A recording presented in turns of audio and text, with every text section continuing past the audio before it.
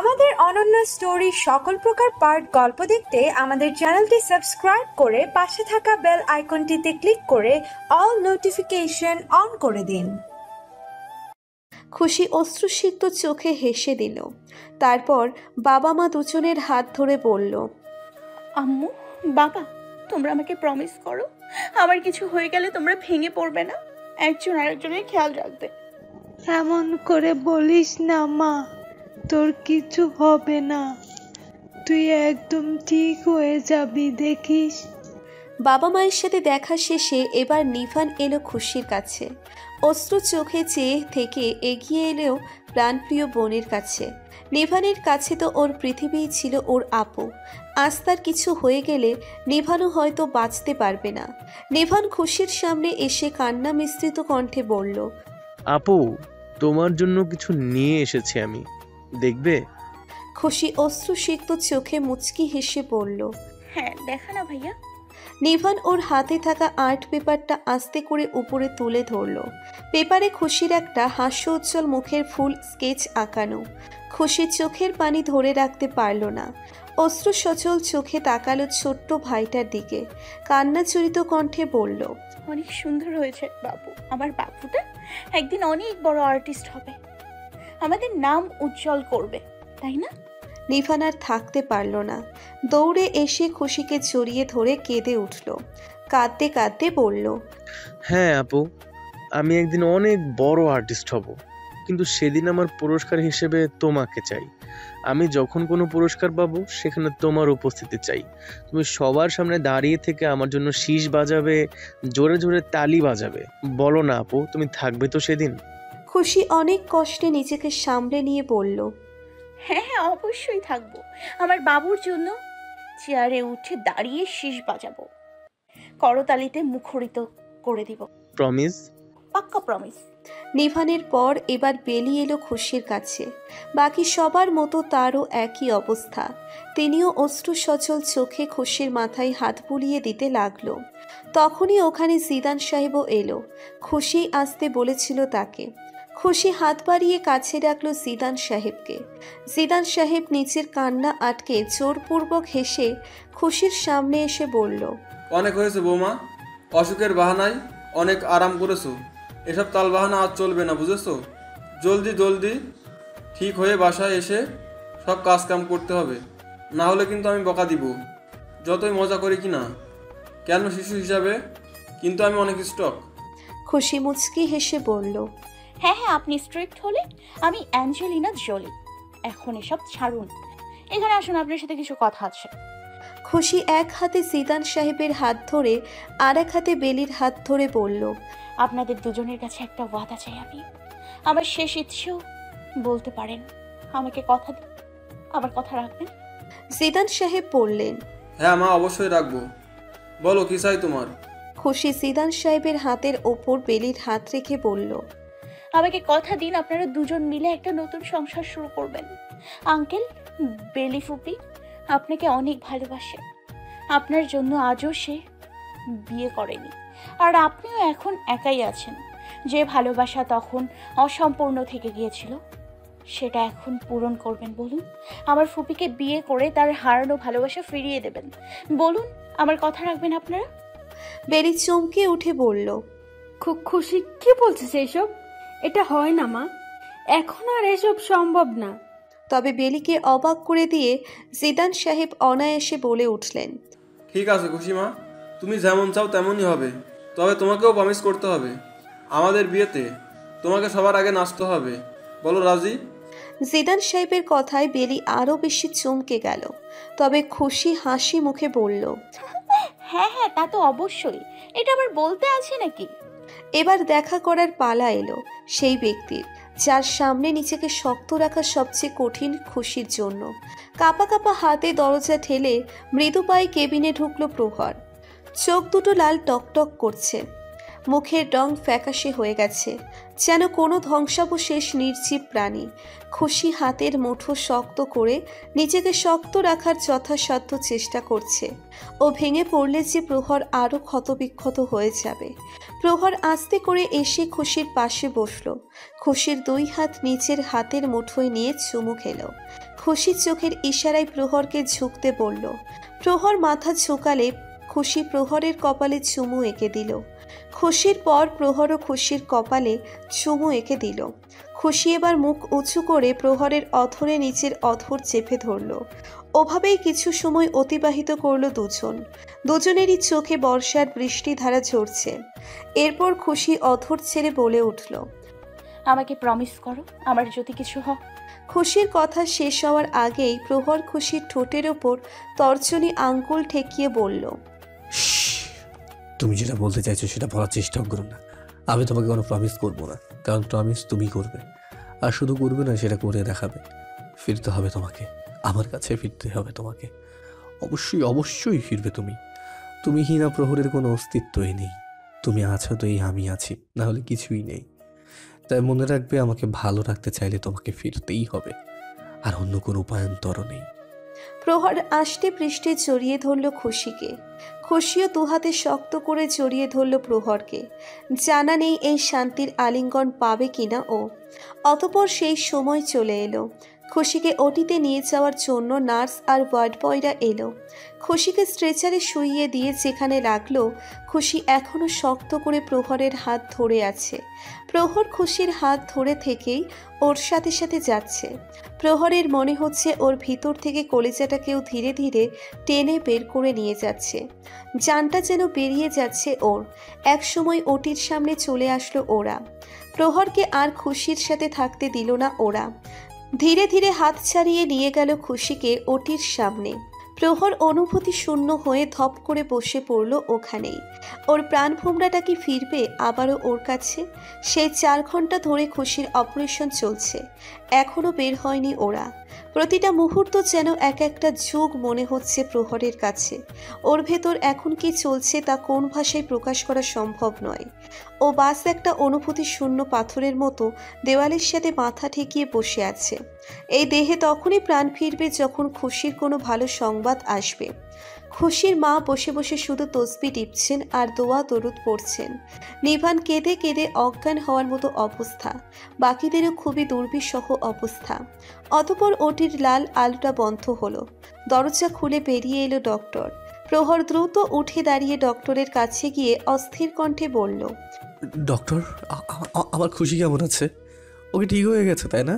আমি কি একবার দেখা করতে পারি এখন? শুধু একটু দূর থেকে দেখবো ডক্টর। ডক্টর মাথা নিচু করে মলিন সুরে বলে উঠলেন, I am sorry. We try our best, but it's not successful. She is no more. No more. ব্যাস এই একটা চারিদিক ধ্বনিত হতে লাগলো। প্রহরের পুরো পৃথিবী মুহূর্তেই শেষ হয়ে গেল। অনুভূতি শূন্য জীবন্ত লাশ হয়ে গেল ও। বোধশক্তিহীন হয়ে ধীরে ধীরে পেছাতে লাগলো ও। হঠাৎ পাশে ফিরে তাকালো প্রহর। এই তো খুশি দাঁড়িয়ে আছে। সাদা শাড়ি পরে দাঁড়িয়ে কি সুন্দর হাসি মুখে দেখছে ওকে। প্রহরের ঠোঁটে হাসি ফুটে উঠল। প্রহর হাসি মুখে বলল, খুশি, আমার খুশি। খুশি মুচকি হেসে বলে উঠল, আমি চলে যাচ্ছি প্রহর, ভালো থেকো, নিজের খেয়াল রেখো। খুশির কথায় প্রহরের ঠোঁটের হাসি বিলুপ্ত হয়ে গেল। খুশি হাত নেড়ে ধীরে ধীরে পিছিয়ে যেতে লাগলো। প্রহর আতঙ্কিত হয়ে খুশিকে ধরার জন্য এগিয়ে যেতে যেতে বলল, No, you can't go, খুশি। You promise me, খুশি। যেও না প্লিজ, খুশি, খুশি। খুশি শুনল না।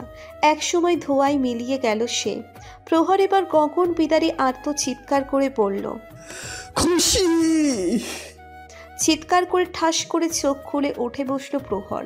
সারা শরীর অসম্ভব রকম কাঁপছে, ঘেমে নিয়ে একাকার অবস্থা।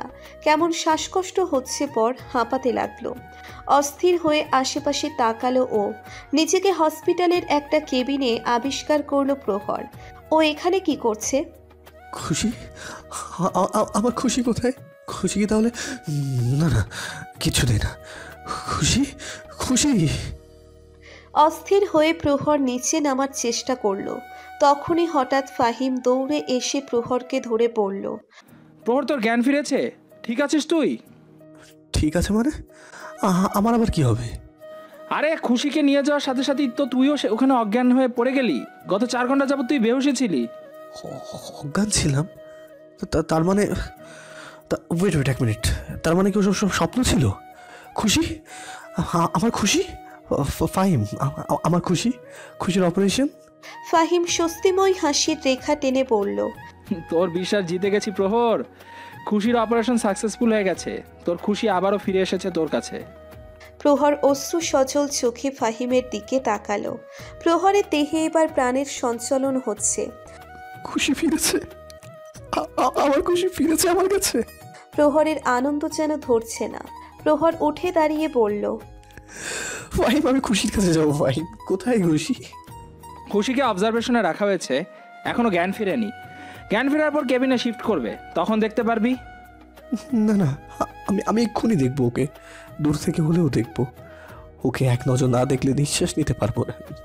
কথাটা বলেই প্রহর নিচে নেমে দাঁড়িয়ে বাইরের দিকে ছুটে গেল। ফাহিম আটকানোর চেষ্টা করেও পারল না। প্রহর বাইরে এসে দেখল অবজারভেশন রুমের বাইরে করিডোরে সবাই বসে আছে। প্রহরকে আসতে জিদান সাহেব এগিয়ে গেলেন ওর কাছে। প্রহর ওর বাবার দিকে তাকিয়ে অস্থির কণ্ঠে বলল, বাবা, বাবা আমার খুশি, খুশি কোথায়? জিদান সাহেব ছেলেকে আশ্বস্ত করে বললেন, ভয়ের কিছু নেই প্রহর, খুশি হলো ফাইটার, ঠিকই মৃত্যুকে ফাইট করে হারিয়ে দিয়েছে। আমাদের কথা রেখেছে ও, আমাদের খুশিমা এখন ঠিক আছে। প্রহর অশ্রু সচল চোখে বাবাকে জড়িয়ে ধরে বলল, আমি জানতাম বাবা আমার খুশি আমাকে ছেড়ে যেতেই পারে না। আল্লাহ আমাকে এত বড় শাস্তি দেবে না। বাবা খুশি কোথায়? আমি একবার ওকে দেখবো প্লিজ বাবা। কিন্তু অবজারভেশন রুমে তো কাউকে যেতে দেয় না, কেবিনে শিফট করার পর দেখছি। না না, আমি এক্ষুনি দেখবো, শুধু দূর থেকে একবার দেখবো বাবা। প্রহর অবজারভেশনের করিডোরের দরজা ঠেলে ভিতরে ঢুকলো। সেখানে রিসেপশনে বসে থাকা নার্সটা প্রহরকে বাধা দিল ভিতরে ঢুকতে। তবে প্রহর কিছুটা মানতে রাজি না। সে শুধু বারবার খুশিকে দেখার জেদ করে যাচ্ছে। অগত্যা আর না পেরে দূর থেকে দেখার পারমিশন দিল ওকে। খুশির রুমের কাছে এসে দরজায় লাগানো কাচের ভিতর থেকে খুশিকে দেখল প্রহর। সারা মাথায় ব্যান্ডেজ লাগানো, মুখে অক্সিজেন মাস্ক লাগানো, জ্ঞানহীন খুশি শুয়ে আছে। প্রহরের চোখের বর্ষা অঝোর ধারায় বলছে। কাচের ওপর দিয়েই হাত বুলালো প্রহর। ওর ঝাঁসি টানি যুদ্ধ জয় করে ফিরেছে, আমার কাছে ফিরেছে। হৃদয়ের স্পন্দন ফিরে পেয়েছে প্রহর। শেষ হয়েছে ওদের জীবনের কঠিন পরীক্ষা।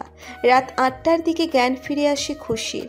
ডক্টর এসে বলে গেল সবাইকে একটু পরে খুশিকে বেডে শিফট করা হবে। সবার মাঝে এক অপরিসীম প্রশান্তির লহর ছড়িয়ে পড়ল। এতক্ষণ যতটুকু ভয় চিন্তা কাজ করছিল তারও লেশমাত্র অবকাশ রইল না। সবার মুখে ফুটে উঠল প্রাপ্তির হাসি।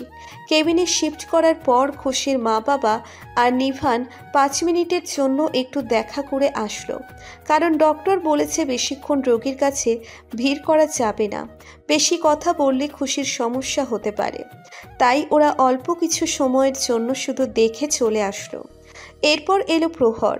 দরজা খুলে মৃদু পায়ে ভিতরে ঢুকলো। ধীরে ধীরে এগিয়ে এসে খুশির পাশে টুলের ওপর বসলো।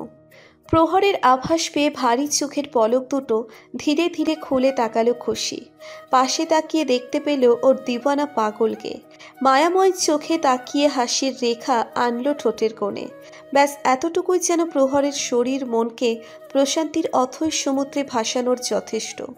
চোখ দিয়ে গড়িয়ে পড়ছে আনন্দ অশ্রু। খুশির এক হাতে স্যালাইন লাগানো।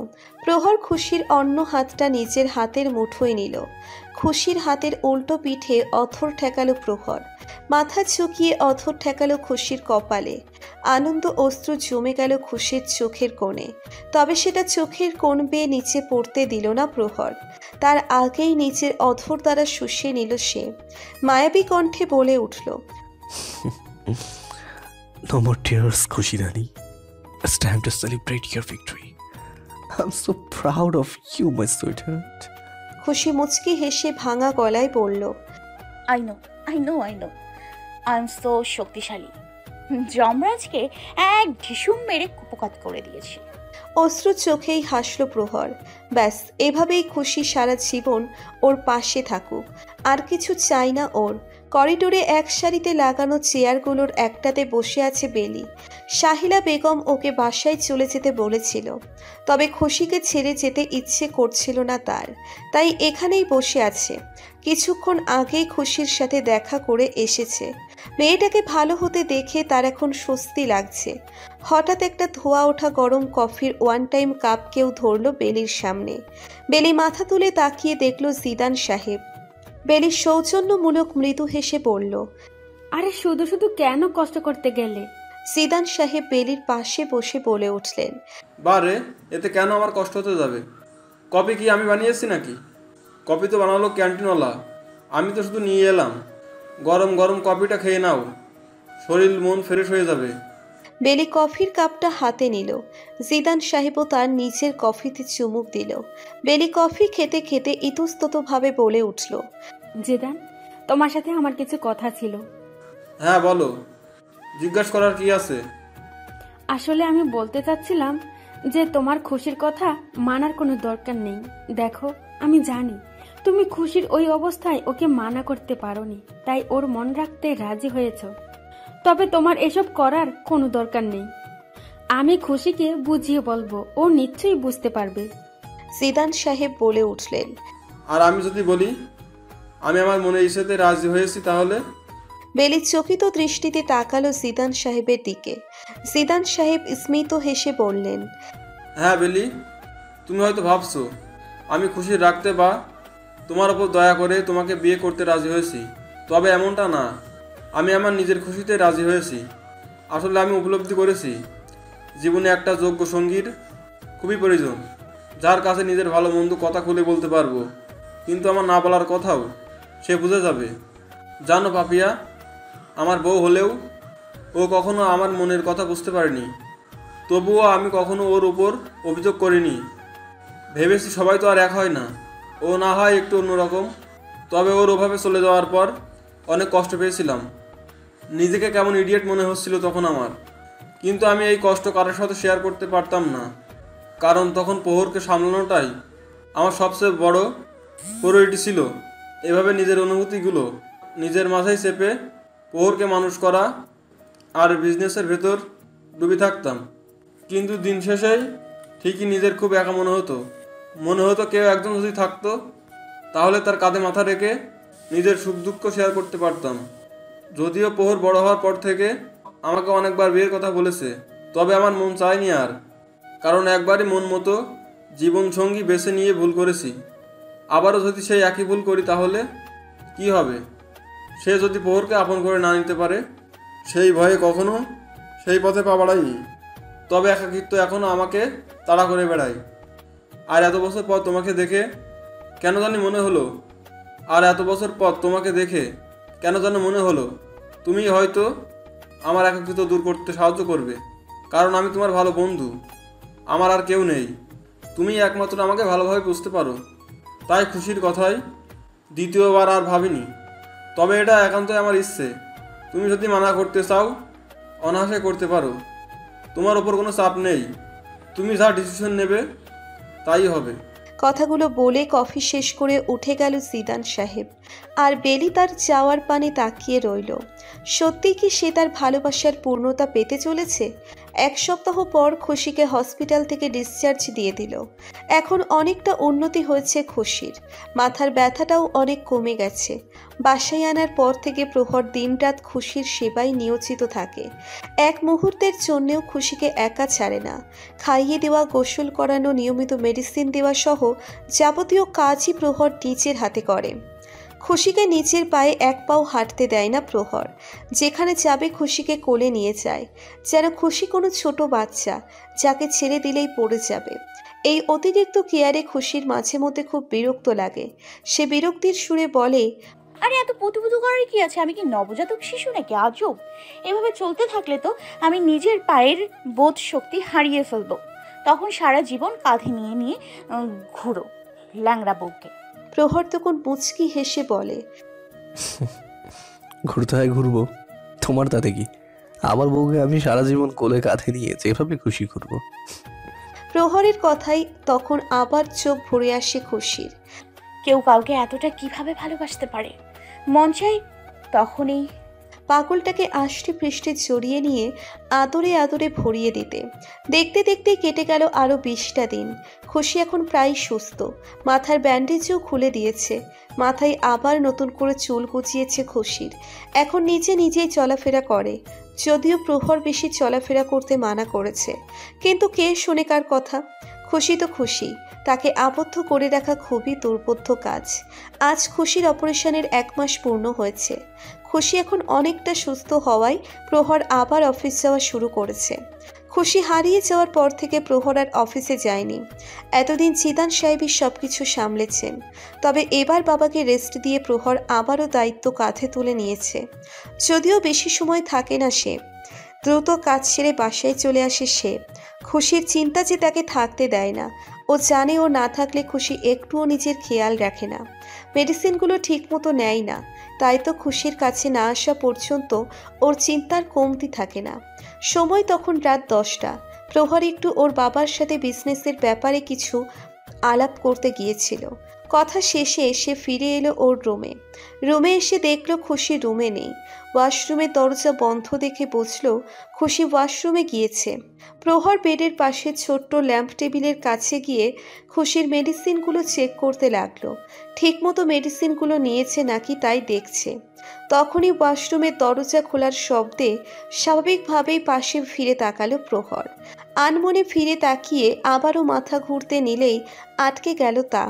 ধীর পায়ে ধীরে ধীরে আবারও ফিরে তাকালো খুশির পানে। মুহূর্তেই থমকে গেল প্রহর। নির্বোধ নির্বিকার হয়ে গেল সে। চোখের পলক পড়তে আর হা হওয়া মুখটা চাপতে ভুলে গেল। ওর সামনে দাঁড়িয়ে থাকা আবেদনময়ী মহিয়সী রমণীকে দেখেই হৃদস্পন্দন কম্পন করা থামিয়ে দিল। খুশি একটা শর্ট জিন্স আর স্লিভলেস সাদা শর্ট টি শার্ট পরেছে, যার নিচে পেটের অর্ধভাগ দৃশ্যমান। টি শার্টের ওপরে লং একটা বুক কাটা জর্জেটের কোটি পড়েছে। খুশির এই মাত্রাতিরিক্ত আবেদনময় রূপ প্রহরকে নাস্তানাবুদ করে দিচ্ছে। চোখের পর্দায় মাদকতা ছড়িয়ে পড়ছে। হাতের শক্তি হারিয়ে হাতে থাকা ঔষধগুলো সব নিচে পড়ে গেল।